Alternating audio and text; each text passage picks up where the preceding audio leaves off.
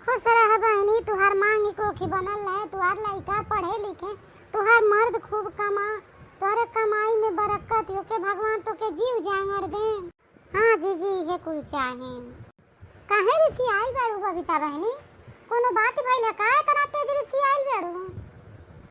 जा दीजी जी, घर का जौन बात जिम्मेदारी लेके हम परेशान हो गइल बानी। जान ले रतिया झिनकुआ के अम्मा के दर्द होत रहल, लेके हॉस्पिटल गईली, बच्चा पैदा होत तो कोके खातिर।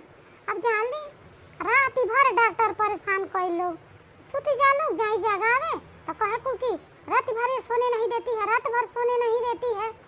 अच्छा जान ले जीजी पैसों का कमी। अब हम बड़ा परेशान भइली कि दादा तो हम डॉक्टर बोल देहलिन कि ऑपरेशन करावे के बा। अब तो जीजी बताओ तनी हमारे एकदम हालत खराब हो गई। कहली कि दादा ले ऑपरेशन होई, बड़ा पैसा लगी, पैसा तो ढेर बोटले नहीं बा। तब तक जान ले जीजी हेड डॉक्टर आइलिन और रात भर तक खूब दौड़ली भी नहीं भइल। हेड डॉक्टर आइलिन, हेड डॉक्टर से कुल गइलिन कहे नर्स रे कुल की जौन बा मैडम तन चल के देख ले ऑपरेशन का बात ही हो जाता थे। मैडम आइलिन देखलिन, कहलिन चिंता न कर लोगन, काहे ऑपरेशन होई नॉर्मल हो जाई। जान ले नॉर्मल भइल ओकरे बाद से 400 रुपया मैडम लोगन के देवे लगली। नर्स लोगन के 80 रुपया देली, सिस्टर के देली, सबके देली। बस का कली मैडम लोग फेंक देली पैसा उठा के। हम का कइली कि उठा के पैसा ढाई लेली। कहता लोग कि ये जेठानी बन के आई है, जेठानी बन के आई है और पैसा देने में कंजूसी कर रही है, कह रही देवर पढ़ता है। अभी बताइए जीजी, जब जेवर पढ़ाता तो पढ़ते न कहा तो क्या बच्चा पैदा कर लिया। अब तारे कर कौन जवाब तू के हम दे। अब जान ली जब 400 रुपया ना लेली, बस हम उठा ली जाके बाहर बैठ गई। बाहर बैठली तब तक इनका ड्यूटी खत्म हो गई। ड्यूटी खत्म हो गई, अपन चली गई घर लोग। ओकरे बाद से जब देखली लोग घर गई तब फिर अंदर आईली तब मैंने पूछली झिनकुआ का अम्मा से का हो तोहार का हाल चाल बा। कहली जीजी हाल ठीक बाटे।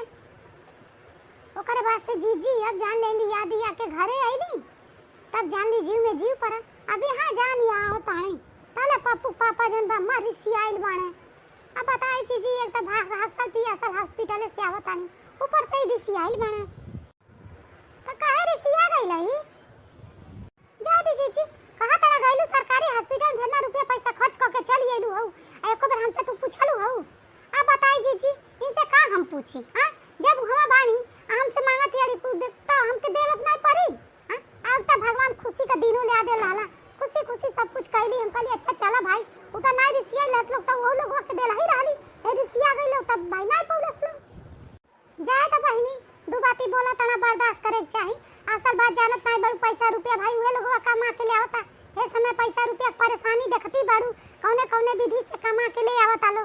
तो भाई दू बाती बोली हां तो के सही ला ओकरे करती हमारा खना कर देखा सहल कहीं जाला नहीं जान लू। उ बढ़िया काम करला, एकरे नाते दू बात के बोलबो करला तो के वाइट कह देवाला। हमार बात एक माना आ जाए दा ऐसन मुंह ना फुलौले रहा। तो कहां जात रहलू यारिया? जा दे जीजी जात रहली पछू बगियावा में, काली जातानी वही 2 घंटा बैठत त आई। जान ली एकदम दिमाग खराब हो गइल बाटे। एकर मुंह मारो दिन भर घरे कार करो, ऊपर से हाई काम करे बा हाउ काम करे बा। जान ली जीजी है कुल देखा सुनत बाहर हो का देखा घर हो में का देखा देखा जीव आजीज होता। लिया दी आके आइली तली इनका मुंह फुलल बाटे। अब हम का करी बताई? खर्चवा बात भाई खर्चवा होकबे करी। अब महंगाई के हम नहीं रोकी देबे। नहीं बहनी महंगाई बहुत बाटे, का कइल जाई?